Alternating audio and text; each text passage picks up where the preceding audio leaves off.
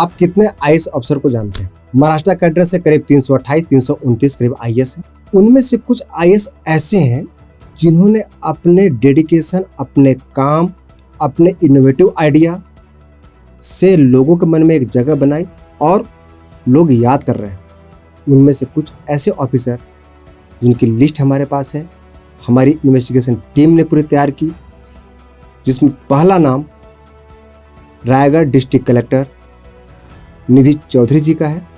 एक बार इनको किसी कंट्रोवर्सी में भी डाला गया था, लेकिन उनसे बिना डरे, विचलित हुए अपने काम करते गए। रायगढ़ डिस्ट्रिक्ट में जब वो ज्वाइन की, उसके बाद से कोरोना हुआ और जिस तरीके से कोरोना काल में हेल्थ सेक्टर में उनका जो इनिशिएटिव रहा, जहाँ पर डेथ रायगढ़ डिस्ट्रिक्ट में बहुत ही कम हुआ। दूसरी चीज को इन्वायरमेंट पे काम किया। अपने ऑफिस का जो वर्क कल्चर जो पहले हुआ करता था, वो ऑफिस का वर्क कल्चर उन्होंने चेंज किया। आज कोई भी फाइल पेंडिंग नहीं होती। हमने 3 से 4 बड़े मुद्दे पे आज उनसे बात की। जो पहला मुद्दा हमारा था स्कूल पे कब हो स्टार्ट होगी। दूसरा मुद्दा था हमारा इन्वायरमेंट। आपको पता है MIDC तलोजा की वजह से खारघर, पनवेल और आसपास के एरिया में पॉल्यूशन धीरे धीरे बढ़ रहा है। उस पर हमने क्वेश्चन किया उनसे। रायगढ़ में जो डेवलपमेंट प्लान हो रहा है, जो डेवलप की हो, उस पर हमने बात। वो आईएएस कैसे बनी, और फाइनली हमने उनसे युवाओं के ऊपर भी क्वेश्चन पूछा। आईएएस निधि चौधरी बहुत सरलता से हर सवाल का उन्होंने जवाब दिया और आने वाले समय का जो विजन है उसको भी सामने रखी। इस पूरे सक्सेस स्टोरी में और जो भी काम कर रही हैं और जो काम करने वाली हैं, किन लोगों का हाथ है, किनका किनका साथ मिला, इसके बारे में भी वो खुल के बात की। तो आइए चलते हैं और मिलते हैं आईएएस निधि चौधरी जी से। रायगढ़ डिस्ट्रिक्ट में आप 1 साल में डेवलपमेंट के बहुत सारे काम हुए जो इससे पहले कभी नहीं हुए थे। तो आप बता सकती हैं मैम कि आखिर इसके पीछे कारण क्या है और क्या कौन कौन सा प्लान लेके आ रही हैं? रायगढ़ ज़िले में विकास की दृष्टि से पिछला 1 साल जो है काफ़ी महत्वपूर्ण रहा है, लेकिन मैं कहना चाहूँगी कि इसका सारा श्रेय पूरे प्रशासन को जाता है, पालक मंत्री के नेतृत्व को जाता है, इस जिले के सभी मंत्रियों को भी जाता है और मुझसे पहले भी जो कलेक्टर्स रहे हैं उन्होंने काफ़ी कामों को मान्यता दी थी और जिनको हमने जल्दी कंप्लीट करने पर फोकस किया और उनको पूरा करके लिया है। मेरा बहुत ज़्यादा फोकस रहता है पर्यावरण संरक्षण की दृष्टि से भी ज़िले में काम किए जाए, पर्यटन विकास की दृष्टि से काम किया जाए। और क्योंकि पिछला 1 साल कोविड पार्श्वभूमि में निकला है, इसलिए ज़िले की आरोग्य यंत्रणा को और मजबूत करने की दृष्टि से हमने पिछले साल भर में काफ़ी काम किए हैं, काफ़ी कदम उठाए हैं और मुझे यकीन है कि अगला साल भी हम इस दिशा में काफ़ी महत्वपूर्ण कदम उठाएंगे और जनता के सहयोग से, जनता के सहयोग से वो कदम भी निश्चित तौर पर यशस्वी हों। जिला प्रशासन की तरफ से ऐसा कोई डिसीजन लेने वाली है ताकि जब दोबारा स्कूल ओपन हो? अभी राज्य शासन ने फिलहाल इसी हफ्ते इनफैक्ट निर्णय लिया है कि 5वीं से 8वीं तक की स्कूल खोले जाने का निर्णय लिया जा सकता है।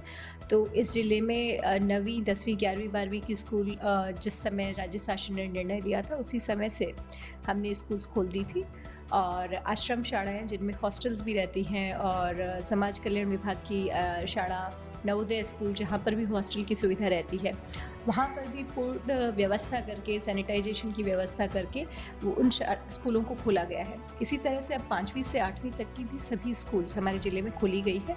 इसके पीछे 2 कारण है। एक तो कोविड के बारे में जानकारी काफ़ी हद तक बढ़ गई है। कोविड छोटे बच्चों में होने का प्रमाण काफ़ी कम दिखा गया है और उनमें सीवियरिटी का प्रमाण तो बहुत ही अत्यल्प है। मॉर्टेलिटी भी इस ज़िले में 0 है। किसी भी 17 साल से नीचे की किसी बच्चे की कोई मॉर्टेलिटी नहीं है और वैक्सीन मिल गई है।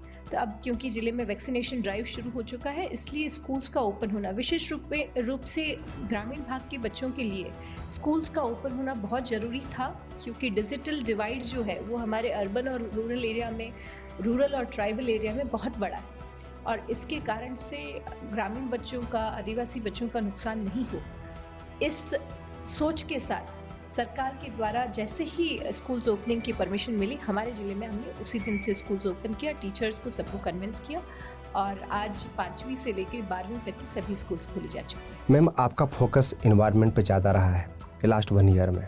MIDC तोलजा और उसके आसपास एरिया खारघर, कलमपुरी, यहाँ पर पोल्यूशन बहुत ज़्यादा भी फैल रहा है। आपने इनिशिएटिव आप ली हैं, क्या आप बताएंगे आपने क्या इनिशिएटिव लिया है जिसकी वजह से आसपास के जो एरियाज हैं वो पोल्यूशन फ्री हो सके? MIDC तड़ोजा को लेकर एक ऑर्डर NGT ने दिया था, जिसके तहत कासाड़ी नदी को पूरी तरह से स्वच्छ किया जाना आवश्यक है और इस दिशा में हमने कदम उठाए हैं। और इसके लिए नीरी, जो गवर्नमेंट ऑफ इंडिया की एक संस्था है और काफ़ी नामी संस्था है शासन की, उसको इसका प्रस्ताव तैयार करने के लिए कहा गया है। मुझे पूरी उम्मीद है कि इस फाइनेंशियल ईयर में ही वो प्रस्ताव फाइनल स्टेज पे आएगा और इस नदी को स्वच्छ करने का काम जल्द ही शुरू होगा।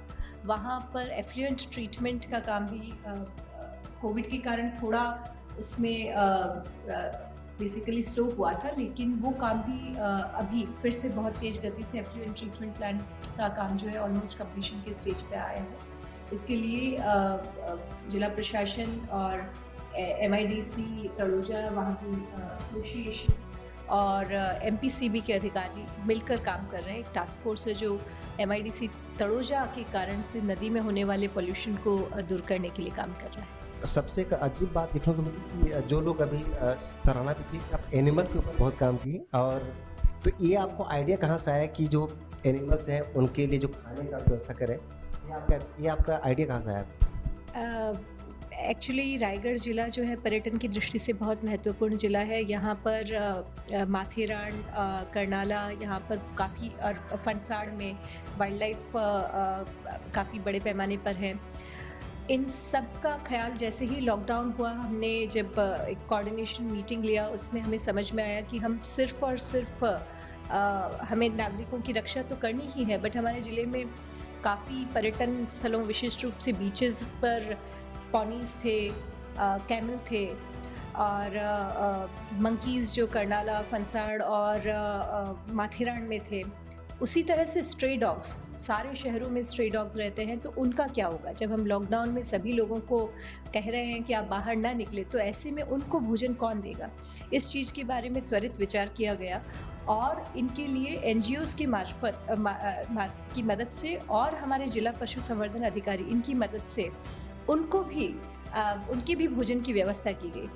ये कदम भले ही छोटा हो, मुझे लगता है कि जिला प्रशासन की संवेदनशीलता जो है प्राणी मात्र के प्रति, वो दिखाता है। और मुझे पर्सनली इस चीज़ को लेके खुशी है कि जिस समय लॉकडाउन में लोग अपने अपने घरों में बंद थे, उस समय हमने माथेरान के ना सिर्फ नागरिकों की रक्षा के लिए, नागरिकों को कोविड से बचाने के लिए, और जो इस ज़िले में माइग्रेंट्स थे, इंडस्ट्रियल ज़िला होने के कारण से सभी राज्यों से आए हुए माइग्रेंट्स थे, उन सब तक राशन भोजन की व्यवस्था के व्यतिरिक्त भी हमने इस ज़िले में जो वन्य जीव है और जो स्ट्रे कैटल है, स्ट्रे एनिमल्स है, उनके लिए भी जो स्ट्रे डॉग फीडर्स होते हैं, उनको पासेस देकर उनको भोजन करने की भी व्यवस्था करवाई। और इसके लिए जिला पशु संवर्धन अधिकारी जो हमारे साथ काम करते हैं, वो बहुत उन्होंने पॉजिटिवली इस विषय को लिया और काफ़ी सारे NGOs की मदद से हमने इस विषय को भी मुझे लगता है कि हमने ढंग से संभाला। और ये प्रशासन की एक संवेदनशीलता प्राणी मात्र के प्रति, क्योंकि जब मैं जिला अधिकारी करके यहाँ काम करती हूँ, तो इस ज़िले में रहने वाले सभी प्राणियों के लिए भी काम करती हूँ, तो मेरा उस दिशा में हम आगे भी काम करने वाले हैं। चाहे वो करनाला वाइल्ड लाइफ सेंचुरी हो या फनसाड़ वाइल्ड लाइफ सेंचुरी हो, उनके मैंने दोनों विजिट भी की जिला ज्वाइन करने के बाद, और वहाँ पर्यटन की दृष्टि से और वन्य जीव विकास की दृष्टि से क्या किया जा सकता है, वो प्रस्तावों को भी मांगा गया है और उनको मान्यता भी दी गई है। तो आई एम श्योर आगे इस आपने इंटरव्यू लिया था, मेरे ख्याल साथ शायद किसी जिले में उस टाइम पे लिया हुआ, शायद इसके लिए दिल्ली से फोन आया आपको? जी, मेनका गांधी जी का फॉलोअप भी रहता था और मेनका गांधी जी ने फ़ोन करके बिल्कुल इस मामले में सराहना की कि माथेरान के बंदरों को फीडिंग का कोई प्रॉब्लम नहीं आया। उसी तरह से स्ट्रे डॉग्स का फीडिंग के मामले में भी किसी तरह की कोई तकरार इस ज़िले से नहीं थी। और ये महत्वपूर्ण भी था क्योंकि महीने भर की लॉकडाउन, 2 महीने की लॉकडाउन में अगर उनको भोजन नहीं दिया जाता तो वो बहुत एग्रेसिव हो जाते और उससे आगे जाके नागरिकों को तकलीफ हो सकती थी। तो ये एक हमारा comprehensive understanding of the issue helped us big way और हम जानवरों को भी भोजन की व्यवस्था कर पाए। नो वन स्लीप्स हंग्री हमारा मोटो था और उसके तहत नागरिक और नागरिकों में हमारे सारे माइग्रेंट्स बंधु, उनके अलावा हमारे ज़िले में रहने वाले सभी जीव जंतुओं के लिए भी हमने ये व्यवस्था की। मैं सुबह 9 बजे से लगभग काम करना शुरू करती हूँ। मैं निर्णय लेने से डरती नहीं हूँ। हमें ये समझना पड़ेगा कि एजुकेशन क्या है। क्या एजुकेशन का मतलब सिर्फ टीचर पढ़ाए तो एजुकेशन है, या एजुकेशन एक एनवायरनमेंट का नाम है। मैं पर्यावरण पे काम करना हमेशा से पसंद करती रही हूँ। अब दुनिया भर में जो फॉसिल फ्यूल है वो आने वाले कुछ सालों के बाद खत्म हो जाएगा। युवाओं से मैं ये नहीं कहूँगी कभी भी कि पार्टी ना करें, रादर मैं ये कहूँगी कि वर्क हार्ड पार्टी हार्डर।